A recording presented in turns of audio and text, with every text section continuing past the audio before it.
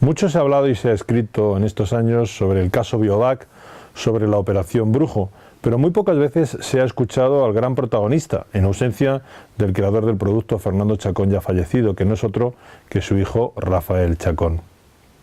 Señor Chacón, ¿qué recuerda usted en su infancia de su padre, de la investigación de su padre desarrollada en la farmacia El Globo de Córdoba?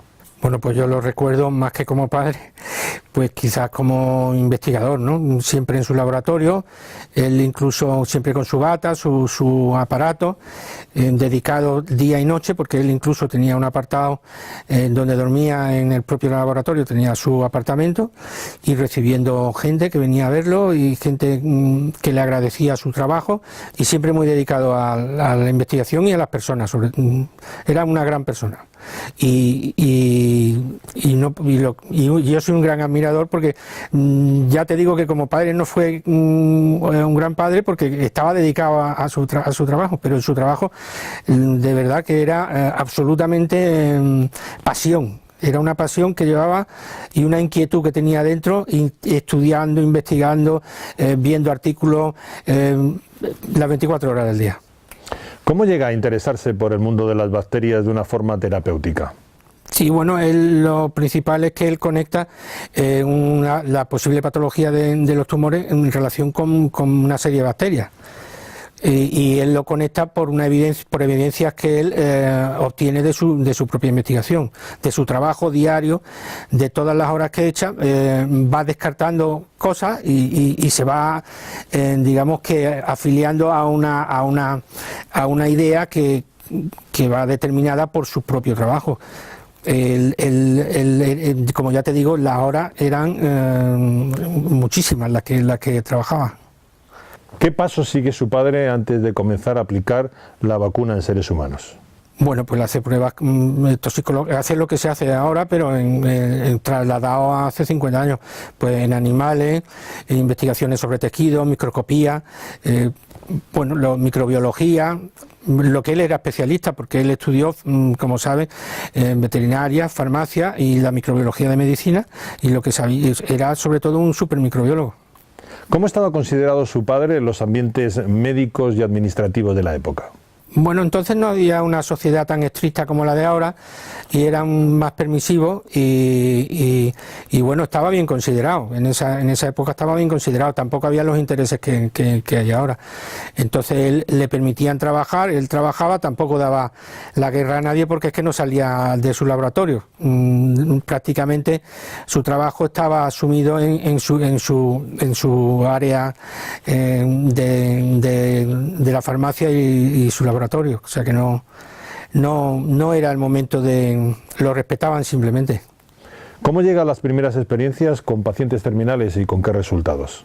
Bueno, pues puesto que ya había hecho experimentación animal, ya había hecho experimentación celular, con cultivos celulares, entonces existía la premisa de que un farmacéutico y para una persona en exclusiva podía preparar una fórmula magistral y eso se ajustaba a la vacunoterapia, las vacunas entonces se ajustaban a las fórmulas magistrales, o sea, los farmacéuticos podían fabricar vacunas.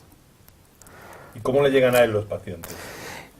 Pues a él le llegan los pacientes, en principio empiezan a ser gente de la sociedad cordobesa y luego se va extendiendo, médicos que van viendo resultados, médicos de la Seguridad Social, casi todo, el 90%, el 100% de la Seguridad Social, que van viendo resultados y el boca a oído sobre todo, la gente que va comentando y eso fue cada vez a más. Y bueno, con muy buenos resultados, evidentemente, sobre todo en alargar la vida, en evitar sufrimientos y en muchos casos en desapariciones totales de la patología. Su padre, ahora se habla mucho de las publicaciones científicas.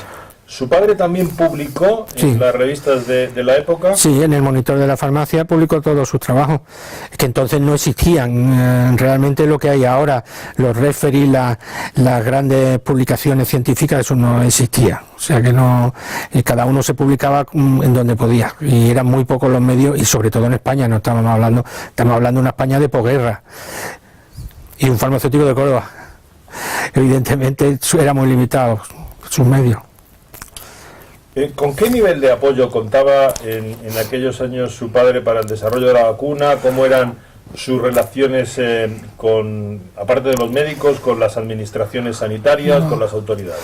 Era inexistente durante la primera época, totalmente inexistente. Bueno, de ayudar nunca ha habido, hasta el día de hoy tampoco.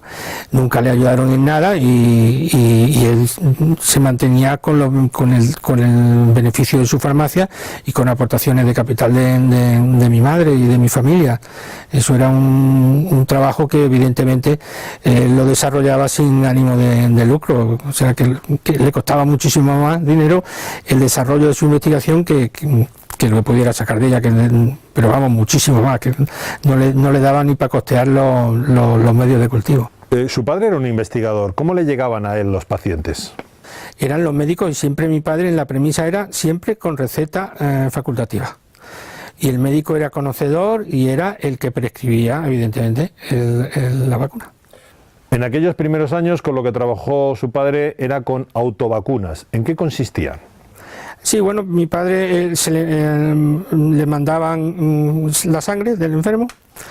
De esa sangre se separaba, bueno, de ahí se obtenía un test. Mi padre hacía una especie de propio test que determinaba en qué bacteria o en qué lisado de bacterias, bueno, en qué elemento daba positivo. Y entonces esos eran los elementos que se utilizaban. Y luego al cabo del tiempo, pues si cambiaba por algún cambio, una mutación o algo, cambiaban, pues, o sea que se ajustaba, era como un zapato a medida. Se ajustaba perfectamente a lo que el enfermo, a lo que la biología del enfermo demandaba. ¿Los resultados que se obtenían con estas autovacunas eran inmediatos?